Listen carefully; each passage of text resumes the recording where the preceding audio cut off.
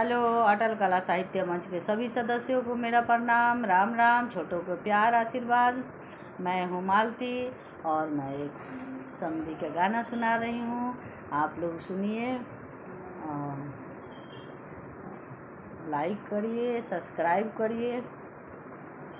पावही पावही समधी आवेले, पावही पावही समधी आवेले।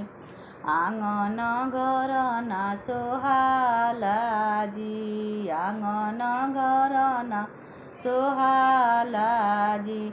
मुरली बाजावत धेनु सा चालावत, मुरली बाजावत धेनु सा चालावत।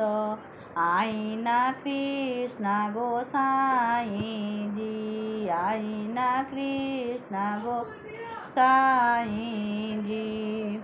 सोने के खाटी अंगन ले डासिले, सोने के खाटी अंगन ले डासिले।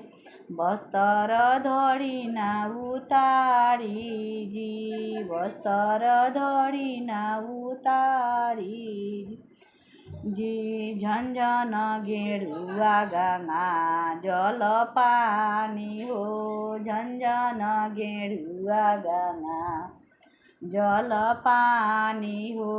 पौआ पाखारी नौआ बारी जी, पौआ पाखारी नौआ बारी जी। सोने के थाली में जेवाना परोसल हो, सोने के थाली में जेवाना परोसल हो। जैना कृष्ण गोसाई जी, जैना कृष्ण गोसाई जी।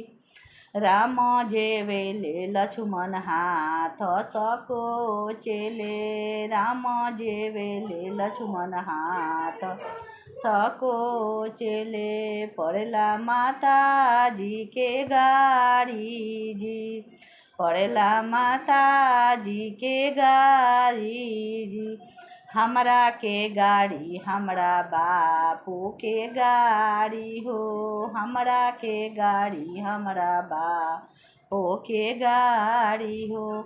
माता जसोदा जी के गाड़ी जी, माता जसोदा जी के गाड़ी जी। ऐसन गाड़ी के गाड़ी ना समुझिले, ऐसन गाड़ी के गाड़ी ना समुझिले। ई गाड़ी प्रेम पियारी जी, ई गाड़ी प्रेम पियारी जी। 9 महीना बबुआ एही कोखी रखनी हो, 9 महीना बबुआ एही कोखी रखनी हो। कबहू ना कइल बाराई जी, कबहू ना कइल बाराई जी। एक दिन बबुआ हो गइल ससुरारी, एक दिन बबुआ हो गइल ससुरारी। लेवैल सास के बाराई जी, लेवैल सास के बाराई जी।